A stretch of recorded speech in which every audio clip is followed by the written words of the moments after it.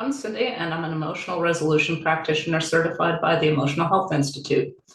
I made another video called How to Stop Feeling Negative Emotions, in which I describe the method that you can use to resolve negative emotions. It's called emotional resolution, or MRES. And in that video, I promised to create another video to explain the neuroscience behind how it works. And this is that video. This one might make more sense if you watch the other one first, so I'm putting a link below to that other video. In her book, How Emotions Are Made, Lisa Feldman Barrett explains that one of the functions of the subconscious mind is to make predictions. It helps us to make sense of our lives, give meaning to what happens to us, and it also allows the mind to prescribe actions. For example, when we're young, we learn that fire is hot, and if we touch it, we'll get burned. So if we find ourselves in a building and it catches fire, our mind is going to tell us to run because we're in danger of getting burned. We also learn that snow is cold, and walking around barefoot on snow is probably going to be a very unpleasant experience. Shouldn't do that. Another example of a prediction is when I was a kid, I used to love to get hot buttered popcorn at the theater. And the first time I tried it, my mind created a prediction that anytime that I ate something that looked like popcorn, it would be hot and buttery and salty and delicious, and my mouth would water. But when I was a junior in college, I was an exchange student in the UK, and I went to the movies with some friends and got some popcorn from the concession stand. And I thought it was a little bit odd that they didn't ask if I wanted butter or salt on it, but figured maybe they'd just make it that way and didn't think much about it. And we went and sat down, and I took a great big handful of popcorn and put it in my mouth and spit it right out. It was not buttery. It was not salty. They had put sugar on it, and it was disgusting. And it took 1 second for my mind to update the prediction that popcorn would always taste buttery and salty. And the new prescribed action is ask before you buy the popcorn whether or not it's got something on it already. So when we have emotional issues, meaning that we respond with a certain negative emotion to certain situations or experiences or interactions with people, this happens because at one time in our lives, we were in a situation that was either physically or emotionally stressful to the point where we weren't able to return to a state of calm naturally afterwards. And that created a trauma.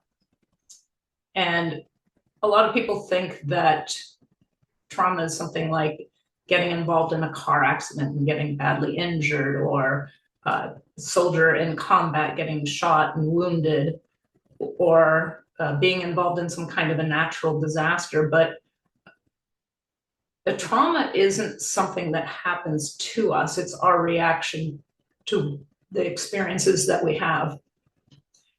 So for some people, a situation might be very triggering, and for someone else, it's not a problem at all. If you take as an example, public speaking, it's one of the most common fears.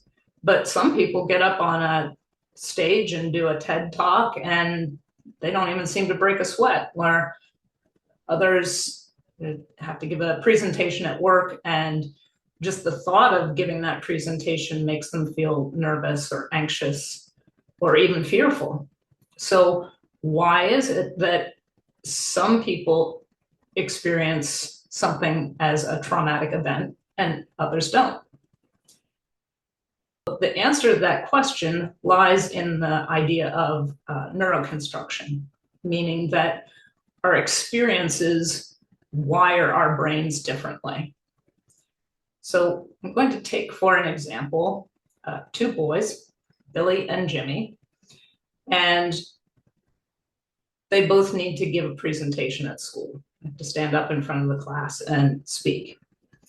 Now, Billy has wonderful, loving, supportive parents, and they try to teach Billy and his siblings that making mistakes is part of being human, and nobody can know everything. If you don't know something, it doesn't mean that you're stupid. It just means that you don't know something. And so when Billy's parents make a mistake, they laugh at themselves and the whole family laughs. Oh, look at that silly thing that I did. Where maybe Jimmy's parents aren't as loving and supportive. Maybe he comes from a dysfunctional family and his father is a very angry man, and Jimmy can never live up to his expectations. He's just doesn't do it well enough, or he always messes up and he's a disappointment. And Jimmy has heard repeated messages about his worth based on the fact that sometimes he makes mistakes. So Billy goes and gets up in front of the class to give his presentation, and he makes a mistake and he laughs at himself, and everybody else laughs, and they move on with the presentation, and it's no big deal.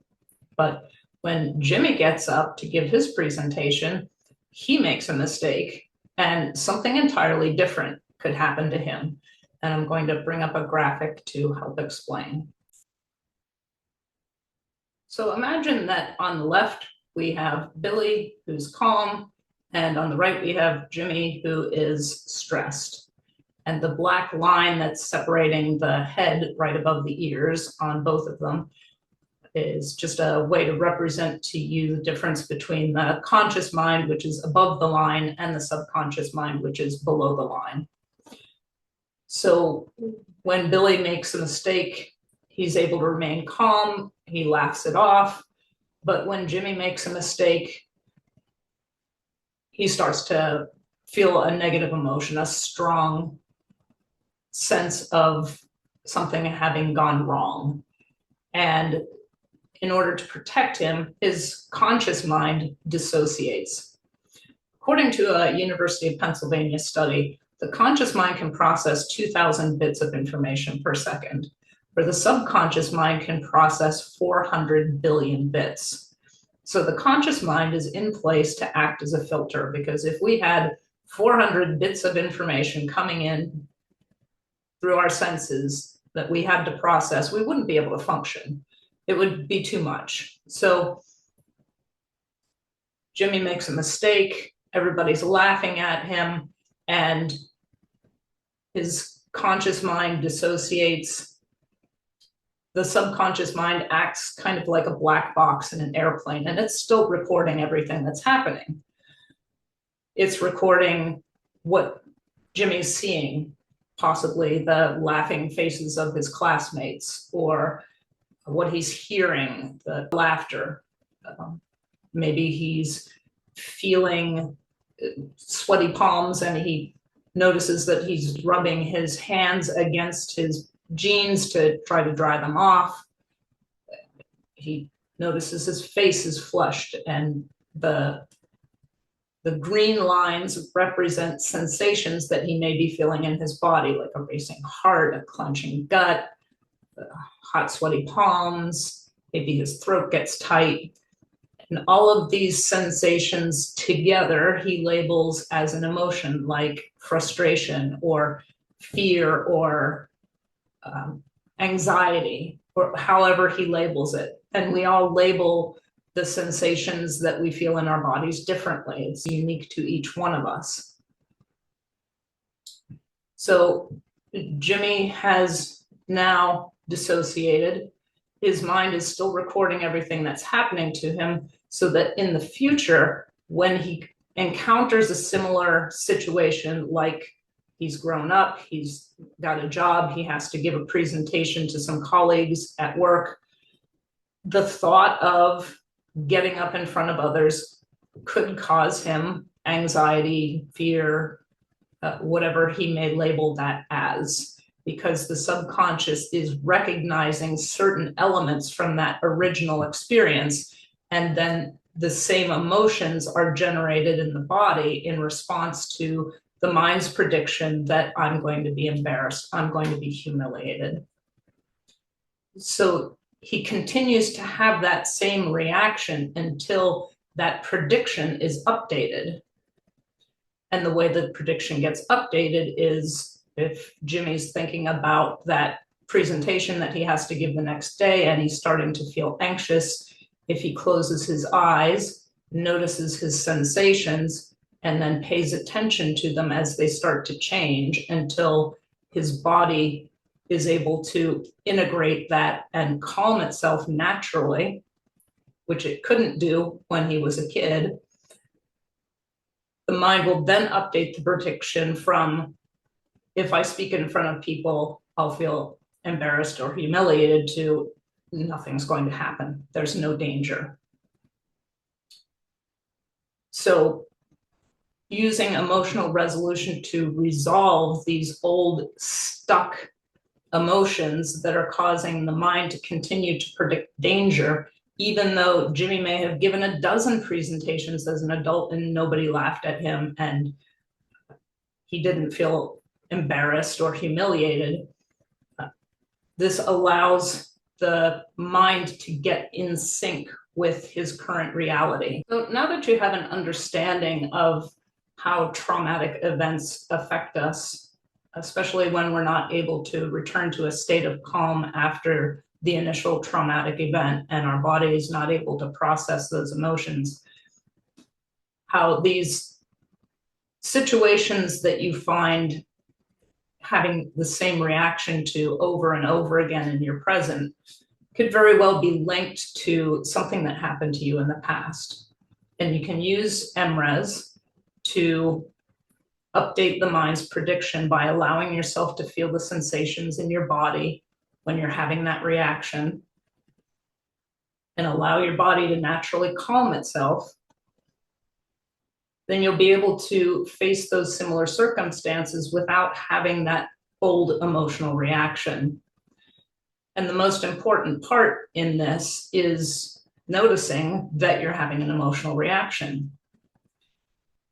Most of us haven't been taught how to calm ourselves after an event that feels overwhelming. We learn instead to try to control our emotions because they're uncomfortable. And controlling them isn't effective. So a lot of times we learn how to tune them out and to ignore them. But once you're able to become aware that you're having emotional reactions to things that are happening to you, you can pause and resolve the emotion, and you'll find that you're able to be more calm and more peaceful throughout the day because you're reacting to much less than you used to. So I hope that you found this video helpful. Love to hear any questions or comments that you may have. And thank you for watching.